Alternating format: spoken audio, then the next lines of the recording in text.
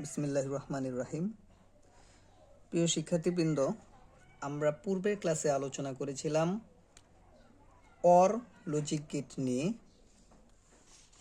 আজকে আমরা আলোচনা করব অ্যান্ড লজিক গেট এর টোটাল 6টি বিষয়ের উপর আমরা আলোকপাত করব।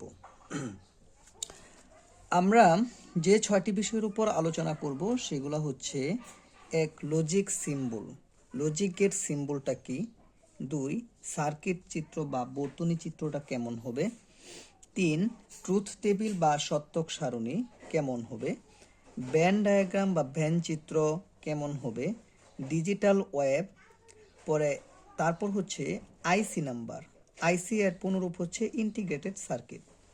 তারপর আমরা স্পেশাল ব্যবহারিক উইথ ব্রেডবোর্ড এর সাহায্যে আমরা ব্যবহারিক বিষয়ে জানব।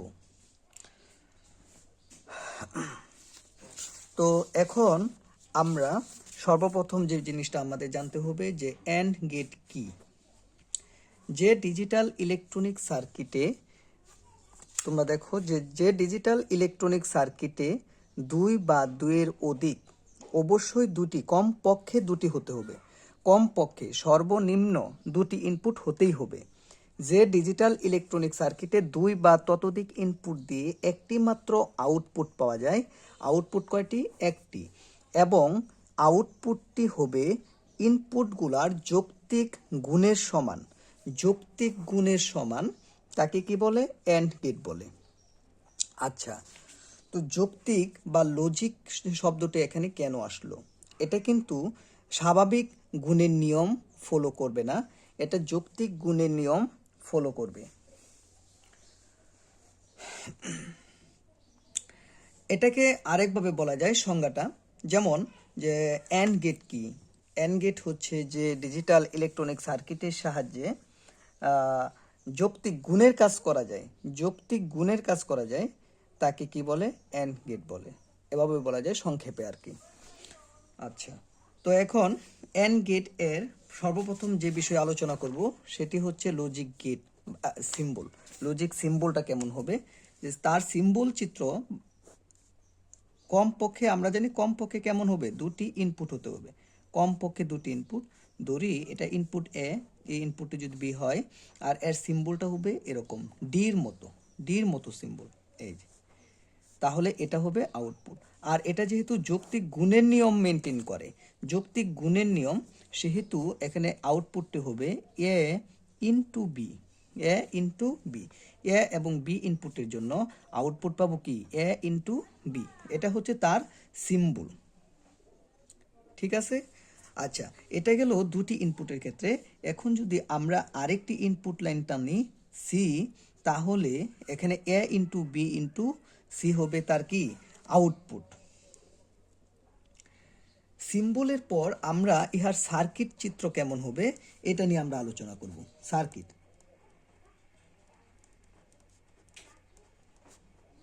আচ্ছা, সার্কিট চিত্র, ইহার সার্কিট চিত্র হবে সিরিজ বা শ্রেণী বর্তনী। কি? শ্রেণী বর্তনী।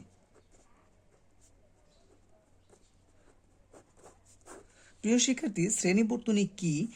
এটি ইহার সংজ্ঞা তোমরা ক্লাস 9-10-এ শিখেছ। শ্রেণী বর্তনী হচ্ছে যে পাশাপাশি, মানে ধরো এই যে এরকম একাধিক একাধিক যদি একাধিক, এই যে একটা রোধ, তারপর এখানে আরেকটা রোধ, এখানে আরেকটা রোধ, পাশাপাশি সবগুলা রোধ যদি এভাবে সাজানো থাকে, তাহলে তাকে কি বলে? সিরিজ বর্তনী বা শ্রেণী বর্তনী। এখন আমরা অ্যান্ড গেটের যে, এটাও কিন্তু সিরিজ আকার হবে। যেমন আমরা এখানে সুইচ দ্বারা প্রকাশ করব, এখানে যেমন আমরা রোধ দ্বারা প্রকাশ করছি, আমরা এখানে সিরিজ দ্বারা প্রকাশ করব, সুইচ দ্বারা প্রকাশ করব। যেমন এখানে একটা সুইচ দিলাম, এখানে আরেকটি সুইচ দিলাম, তো এই দুটা সুইচ সিরিজে বা শ্রেণীতে স্থাপন করা আছে।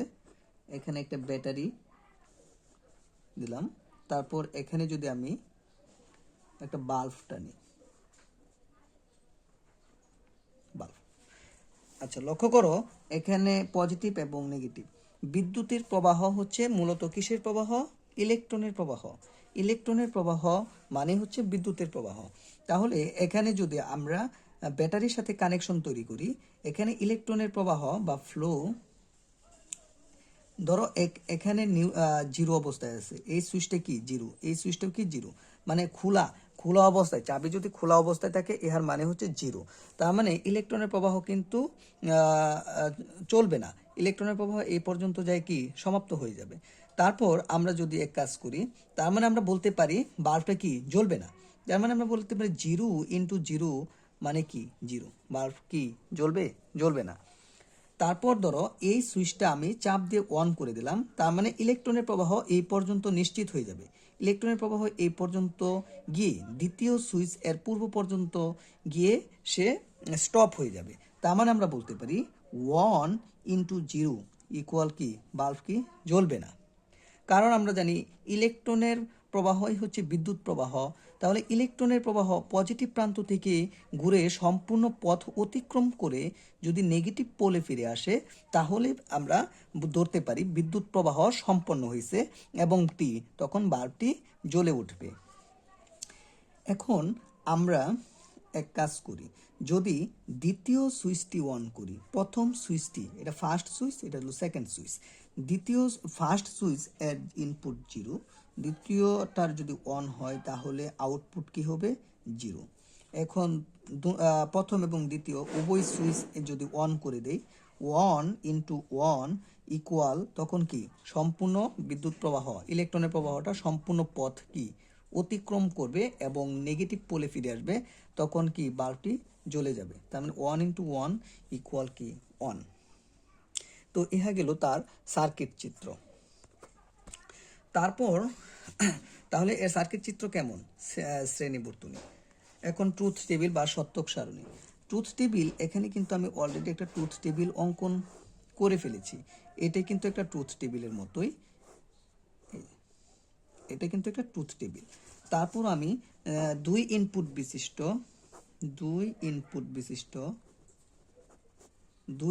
বিশিষ্ট একটা ট্রুথ টেবিল অঙ্কন করে দেখাই। ইনপুট সংখ্যা যদি 2 হয়, আউটপুট অবশ্যই কি একটি, আউটপুট একটি, তবে ইহার সারি সংখ্যা হবে 2 to the power n। n কি, n হচ্ছে ইনপুট সংখ্যা, 2 টু দি পাওয়ার n মানে 2 স্কয়ার মানে 4, 4টি হবে সারি সংখ্যা, এর সাথে একটি যোগ হবে, তার মানে টোটাল হবে 5টি কি সারি, টোটাল হবে 5টি সারি। তো আমরা 5টি সারি করি।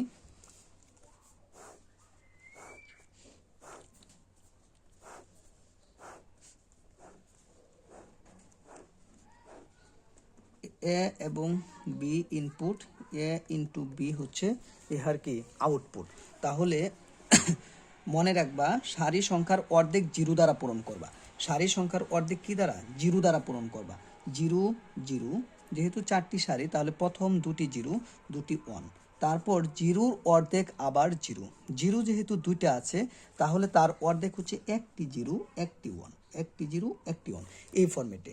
আউটপুট কি হবে প্রিয় শিক্ষার্থী, আউটপুট হবে যৌক্তিক গুণের নিয়ম, মানে জিরো আর জিরো গুণ করলে কি জিরো, তার মানে জিরো আর জিরো হচ্ছে জিরো, জিরো আর 1 গুণ করলে জিরো, জিরো আর 1 জিরো। কেবলমাত্র ঠিক তখনই আউটপুট হিসেবে 1 পাবা যখন উভয় সুইচই কি অন অবস্থায় থাকে। প্রত্যেকটি সুইচের মান বা প্রত্যেকটি সুইচ যখন অন অবস্থায় থাকে তখনই কেবলমাত্র আমরা 1 পাবো। অ্যান্ড গেটে যে কোনো একটি ইনপুটের মান যদি জিরো হয়ে যায়, আউটপুট কি হবে জিরো। আর ঠিক তখনই আমরা ইনপুটের মান 1 পাবো যখন সবগুলা সুইচ কি অন থাকবে। আশা করি তোমরা এটা বুঝতে পারছো। এখন আমরা দেখব 1 নাম্বার শেষ, 2 নাম্বার সার্কিট চিত্র, 3 নাম্বার হচ্ছে ট্রুথ টেবিল। এখন আমরা ব্যান্ড চিত্র বা ব্যান্ড ডায়াগ্রামের সাহায্যে এন্ড গেটকে উপস্থাপন করব। ব্যান্ড ডায়াগ্রাম, আমরা এখানে ব্যান্ড ডায়াগ্রাম বা ব্যান্ড চিত্রের সাহায্যে উপস্থাপন করব। ব্যান্ড ডায়াগ্রাম কি, এটি আমরা ক্লাস 9-10 আমরা জেনেছি। এখন ইহার ব্যান্ড ডায়াগ্রামটা হচ্ছে এরকম যে দুটি আমরা সেট নিলাম, এটা হচ্ছে ইউনিভার্সাল সেট, যে সম্পূর্ণ যে রেক্ট্যাঙ্গলটা আমরা দেখতে পাচ্ছি এটা হলো ইউনিভার্সাল সেট বা সার্বিক সেট, ইহা হচ্ছে সবার বস। এখন এখানে আমরা দুটি সেট নিলাম, এ এবং বি সেট, এ এবং বি সেট। হ্যাঁ, এখন আমাদের সর্বপ্রথম বুঝতে হবে অ্যান্ড গেটের লজিকটা আসলে কি।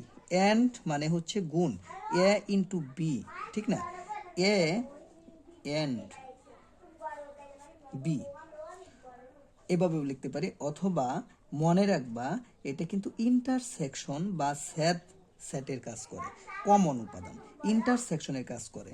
অ্যান্ড সবসময় কিসের কাজ করে? ইন্টারসেকশনের কাজ করে। এটা খেয়াল রাখবা সবসময়, অ্যান্ড হচ্ছে ইন্টারসেকশন। আর আমরা জানি ইন্টারসেকশন মানে হচ্ছে শুধু কি কমন এরিয়া, শুধুমাত্র কমন এরিয়াটুকু সে কি দখল করবে।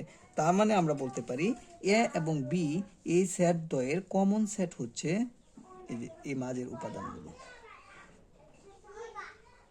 এতটুকু অংশ হচ্ছে তার কমন অঞ্চল। তার মানে আমরা বলতে পারি এটা হচ্ছে এ ইন্টারসেকশন কি বি, এ ইন্টারসেকশন বি মানে তাদের কমন এরিয়া। এটাই হচ্ছে এন্ড গেটের ব্যান চিত্র, এন্ড গেটের কি ব্যান চিত্র। আশা করি তোমরা ব্যান চিত্র বুঝে গিয়েছো। এখন আমরা দেখব ডিজিটাল ওয়েভ বা ডিজিটাল তরঙ্গ। হ্যাঁ, ডিজিটাল ওয়েভটা কেমন? ইহার ডিজিটাল ওয়েভ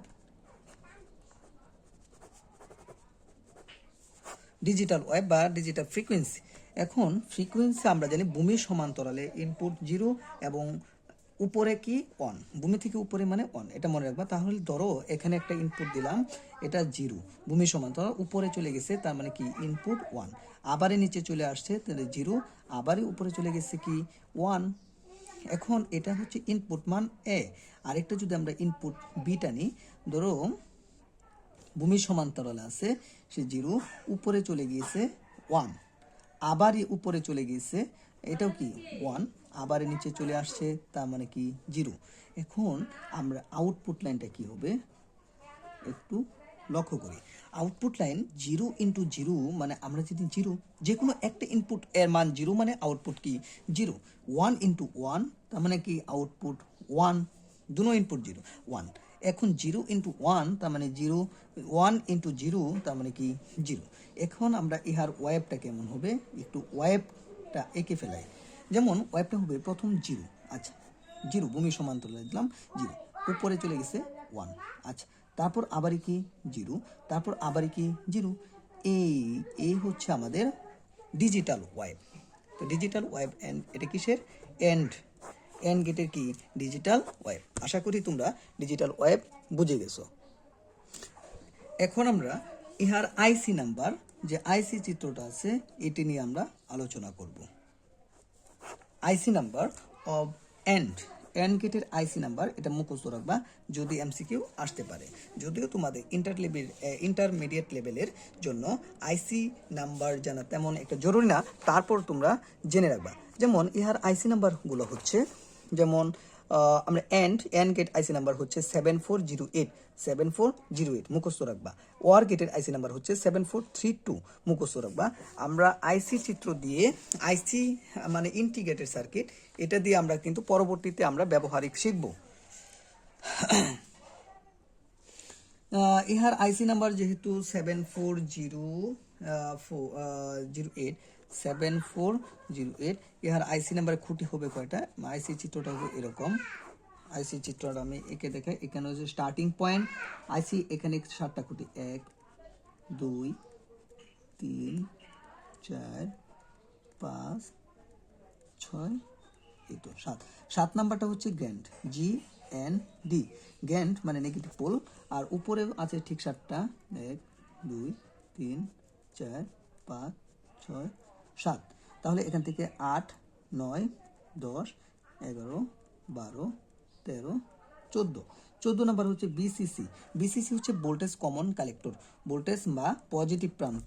এটা হচ্ছে স্টার্টিং পয়েন্ট দ্বারা বোঝানো হচ্ছে, স্টার্টিং পয়েন্ট। এখানে 1 এবং 2 যদি ইনপুট হয়, ইনপুট হচ্ছে এন্ড গেটের, 3 নাম্বার হচ্ছে আউটপুট। 4 এবং 5 যদি ইনপুট হয় এন্ড গেটের, 6 নাম্বারটা আউটপুট। 13 এবং 12 ইনপুট 11 হচ্ছে আউটপুট, 10 এবং 9 ইয়ার ইনপুট, আউটপুট হচ্ছে 8।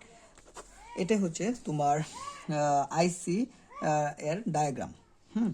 আশা করি তোমরা বুঝতে পারছো। প্রিয় শিক্ষার্থী, আজকে এ পর্যন্তই। আমাদের নেক্সট ক্লাস হবে ব্যবহারিক। সে পর্যন্ত ভালো থাকো, সুস্থ থাকো, আমাদের সঙ্গেই থাকো। আশা করি আমরা ভালো কিছু করতে পারবো ইনশাআল্লাহ।